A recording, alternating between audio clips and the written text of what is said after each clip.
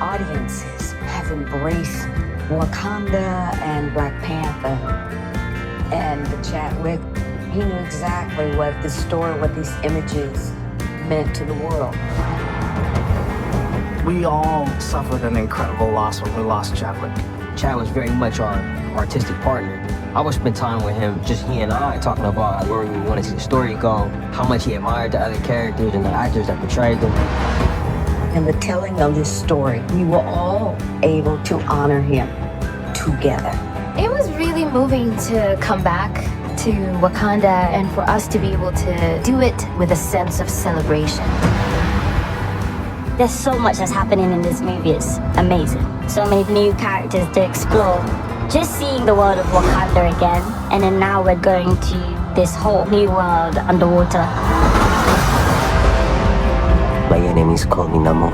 Introducing Namor was a character we were really excited to portray in the film, and arguably one of the oldest comic book characters that there is. The opportunity to play a character like this, it's a dream. He's the king of an underwater civilization called Talukan. He is regarded as a living god. I need to know if Wakanda is an ally or an enemy. The level of care in creating this story is astounding. And so it just really felt like for all of us to give it everything we have and more. I'm just so grateful and blessed to be a part of this. The actors were filled with emotion and passion. I am queen of the most powerful nation, and my entire family is gone! Altogether, we ended up using those feelings to create something really special.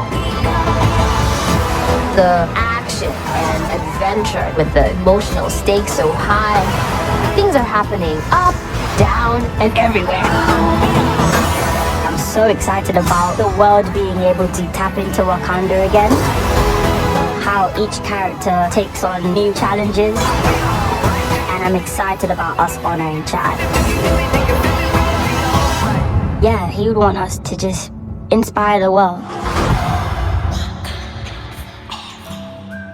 Welcome back, everyone. It's Charlie. This will be my new Black Panther Wakanda Forever trailer video. There's a whole bunch of new footage. They talk a lot about the movie, so we'll break it down. If you're brand new to the channel, be sure to subscribe to get all the videos. Of course, I'll be doing a bunch of videos for the movies we get a little bit closer. As of me posting this video, we don't have long to wait. In talking about the Killmonger of it all, yes, they are bringing Killmonger back. Might not be quite the way people expect it to be, but if you theorize that he might show up through the ancestral plane as Force Ghost Killmonger, they are actually doing a version of that. I believe all these scenes where everything is on fire in the throne room here and there's water all around, like it's after this big attack, I believe these scenes are taking place inside the ancestral plane. And I think the idea is that instead of getting guidance from T'Challa, like she's looking for T'Challa in the ancestral plane, but instead she winds up finding Killmonger, and he gives her the advice that she needs in becoming the next Black Panther. So he winds up influencing her take on the Black Panther character, which I think is one of the reasons why her Black Panther suit looks so much like Killmonger's suit with all the gold highlights on it. We get a little bit more footage of them talking about Namor, a few more scenes with his character, and the way that they contextualize him as a mutant in the MCU. Like, what's going on with him and how close is he going to be to the comics? He has some new dialogue. He says, "My enemies call me Namor." He pronounces it a little bit differently himself, like he says Namor, just because they're changing a little bit about the backstory of him and his people. Like, they're from MCU Atlantis in the comics, but in my previous videos I've talked about how they wanted to change that a little bit so that it's not quite so similar to MCU Aquaman's backstory. Like in the comics, Aquaman's father is human, his mother is Atlantean. It's kind of the same deal for Namor. His father is a human, his mother is an Atlantean. Even though Namor did come before Aquaman in the comics, and I love the way they reference that in this featurette too. They basically say he's one of the first comic book characters ever. In the comics, they refer to Namor as the first mutant, because in the real-life history of comic books just in general, in like real-life chronology, he is the first mutant character that ever debuted in the comics. Now in the context of the movie, in the MCU timeline, he might not be the very first mutant to have ever been born on planet Earth. It'll be interesting to see the way they develop that, just because there's so many other mutant-based characters they're introducing through Marvel Phase 5 and Marvel Phase 6 as we head up to the new X-Men movie. Some of them will be like Namor and Miss Marvel, who were born on MCU planet Earth, like 616 Earth, and some will be like Deadpool and Hugh Jackman's Wolverine, and they'll come from the multiverse. I know there's a whole bunch of questions about Deadpool 3, like where does it fit into the MCU, because they're technically from the Fox Marvel universe, but there's all this multiverse stuff going on during Marvel Phase 4. They said that movie is going to be an MCU movie, like it will be connected to the MCU, but because Deadpool is so meta, like so fourth wall breaking, and he calls out so many big tropes, I expect him to make a bunch of jokes about the timelines, again like he did in the first Deadpool movie, like which timeline are we in? This is so confusing. Which cinematic universe are we in? This is ridiculous. Okay, this looks fun in a last days of Fox fire sale kind of way. Not sure if it was worth diverting Canadian Cumberbatch's little mind away from my next movie. Or any tips on getting into the MCU there, Korg? Just expect him to make a bunch of jokes about that, because he's already referenced coming into the MCU in that Deadpool and Korg video, so what'll probably happen is they'll just call that out. He'll either already be in the MCU at the beginning of the movie with Hugh Jackman's Wolverine, or they'll be in the Fox Marvel universe and something will happen, and then during the course of the movie they'll come to the MCU universe. That's the beauty of Deadpool movies, is they can be ridiculous as long as they call it out during the movie, like as long as he makes fun of it, it's all cool. We saw a little bit of that during the She-Hulk finale, but I don't expect Deadpool to get quite that meta. Like, he does break the fourth wall, but like she broke the fourth wall and was talking to a real-life Kevin Feige figure. Like, she broke into real life. So her epic fourth wall break turned into almost a fifth wall break, and I don't think that Deadpool will take it quite that far. But talking more about Namor in the MCU, they are changing Atlantis to Talocan. They pronounce it a little bit differently between some of the characters in Black Panther, so we'll see. It's based a little bit more on Aztec and Mayan mythology. I think the idea is that when you talk about like the big history of the MCU, we saw a little bit of that during the Eternals movie. At some point, some tragedy befell the Aztec and the Mayan empires, and portions of their people just broke off and formed this other Talocan city, and eventually that descended beneath the waves. But if it wasn't clear, the whole idea is that they're meant to be an advanced city that's been hidden from the world, just like Wakanda. So for the most part, they're like an underwater version of Wakanda. And the really cool thing the producers actually revealed about it, some of the actors, is they're treating it a little bit like a mob movie where you have two warring families going at each other. Like obviously Namor's family and Black Panther's family. It confirms some of my theories about the dynamics of what's happening inside Wakanda in the wake of T'Challa's death. The beginning of the main plot picks up about a year after T'Challa's death. They don't explain exactly how he died, but I believe it's meant to be from some prolonged illness.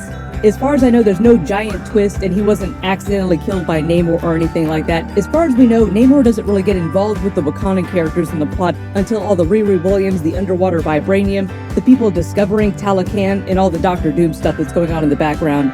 In all the scenes of Ramonda inside the United Nations, I think has something to do with the rest of the world coming for their vibranium. Like, why haven't you revealed yourself before this? You have all this advanced technology, you can help the world, why aren't you sharing everything with us? So it's a lot of that real energy of the world just being very greedy for her vibranium. And the rumor right now is that Doctor Doom is going to be behind this big vibranium plot. Like, he's the one that kind of sets the conflict off, and he's really the one pulling the strings. Just like all the other people in the world that want their hands on vibranium, he wants it too for himself. He's a man of magic and a man of technology. In the comics, the Doom War arc is basically him invading Wakanda to try and steal their vibranium. Fun fact too, Shuri became the Black Panther right after that arc, just like it seems she's going to be in this movie. But I think part of the idea is that you have this research team hired by Doctor Doom to find vibranium on the ocean floor, like underwater vibranium deposits. And while that's happening, they just happen to discover Talocan, and that's what sets things off. Like, once they've been discovered, Namor becomes worried that the rest of the world will come for his people the way that they're coming for Wakanda. So I think the idea is that they wind up fighting the Wakandans, like you have this big invasion happening like it is in the comics.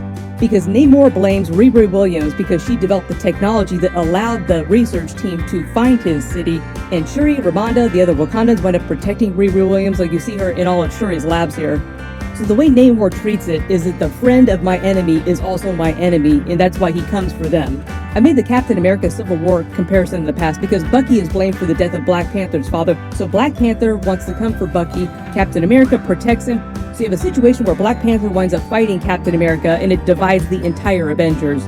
This time the difference is that it's mostly self-contained to the Black Panther characters, like from the first Black Panther movie, and all of Namor's characters. And through that concept, they introduced that Doctor Doom is behind everything, pulling strings. Like the whole idea that Baron Zemo was pulling strings in Captain America Civil War. Doctor Doom is that person in Black Panther Wakanda Forever. But I'm not expecting them to actually show him on screen. Like, I don't know that they've actually cast an actor for MCU Doctor Doom. What they might do is just mention his company or his name, and then he'll show up in an actual Marvel Phase 5 project in the future. I also think the idea is that during the MCU Fantastic Four movie in Marvel Phase 6, Doctor Doom is not meant to be the main villain of that either. Just because they don't want to repeat plot that they've done before, and they've done Doctor Doom as the villain in all the previous Fantastic Four movies. The other big thing you may have heard about is the idea that they might introduce Black Panther's son through the movie. Like he might wind up having a son with Nakia that we don't actually learn about till the end of the movie or at some point during the movie. A lot of questions about that. He does have a son in the comics. His name is Azari, but his son is with Storm, so he gets both her mutant powers, like he can control the weather like Storm can, and he also becomes the next Black Panther. They might play with that idea during the movie. Like there's a lot of questions about them passing the costume between a couple different people. I believe that Shuri is meant to be like the new Black Panther after the events of this movie, but she won't always be the Black Panther. I think the idea is that when his son comes of age, Black Panther's son will become the next Black Panther. But because of the way the timeline moves, like how old is his son going to be during the movie? Because Nakia clearly doesn't look pregnant, and if he's been dead for a year already, his son would have already had to have been born at some point before his death. Because we didn't see Nakia right after the events of Avengers Endgame, like we just saw Black Panther with his family, what might wind up happening is they just say that she was pregnant during the blip, and the son was born during the blip. I know a lot of people are asking about them doing Young Avengers because we have Ironheart in this movie. We just got Scar, son of Hulk. He seems like a prime Young Avengers character. We have a Hulk. And if they're introducing Black Panther's son, and he's going to become the future Black Panther, wouldn't he also join the Young Avengers team? So we're talking Marvel Phase 6 or after Marvel Phase 6, but I do think that they will eventually do Young Avengers. Like, it seems stupid for them to not try to do it. If you spotted any other Easter eggs and references in the footage that I didn't talk about in the trailer, just write them below in the comments, and I'll do more Black Panther videos as we get closer to the movie coming out. Everyone click here for my House of the Dragon Episode 9 video, and click here for my other big Black Panther Wakanda Forever trailer video. Thank you so much for watching, everyone stay safe, and I'll see you guys in the next one.